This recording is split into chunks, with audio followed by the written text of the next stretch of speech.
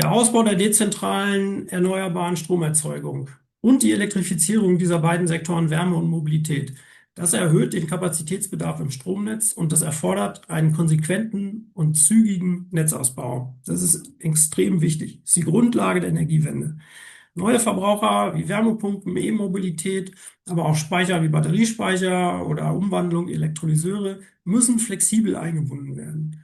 Bisher passive Verbraucher von Strom werden dann zu aktiven Netzteilnehmern. Das passiert langsam und zeichnet sich ab und es wird jetzt immer schneller stattfinden. Aber dafür müssen, damit das passieren kann, Anreize geschaffen werden. Also wir brauchen flexible Netzentgelte, wir brauchen dynamische Strompreise. Diese Batteriespeicher in Deutschland, die gerade gebaut werden, wir reden im Moment in Deutschland von vorliegenden Genehmigungen von 200 Gigawatt Batteriespeicherleistung. 200 Gigawatt und 400 Gigawatt Speicher sind damit verbunden. Das ist nicht ganz ausgemacht, das könnten noch deutlich mehr sein. 600 Gigawattstunden, 400 Gigawattstunden, 600 Gigawattstunden. Das passiert nur, weil an der Strombörse, am Strommarkt, die Preise so dynamisch sind. Ja? Die Leute wollen alle keine Förderung haben, um diese Speicher zu bauen, sondern die pokern darauf, dass sie diese enorme Auf- und Ab-Situation, Preise von null oder sogar negativ, Batterie laden, ja, und dann, wenn der Strompreis wieder höher ist, Strom verkaufen, dass sie das ausnutzen können und dass sie davon leben. Also als ein Konzept. Wir nennen das Arbitragehandel.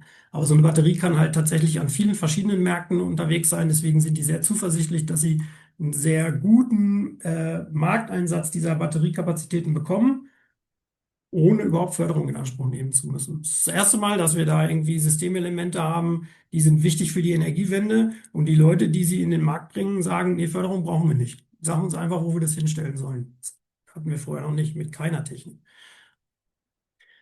Und wir brauchen eine digitale Infrastruktur, damit diese Flexibilität überhaupt organisierbar ist. Wir brauchen diese Preissignale vom Markt oder auch vom Netzbetreiber, ja, die ganz klar sagen, wann Stromverbrauch hoch, wann Stromverbrauch runter, wann Speicher laden, wann Speicher entladen. Das muss passieren. Das ist entscheidend und das bauen wir langsam auf, aber da sind wir noch zu langsam.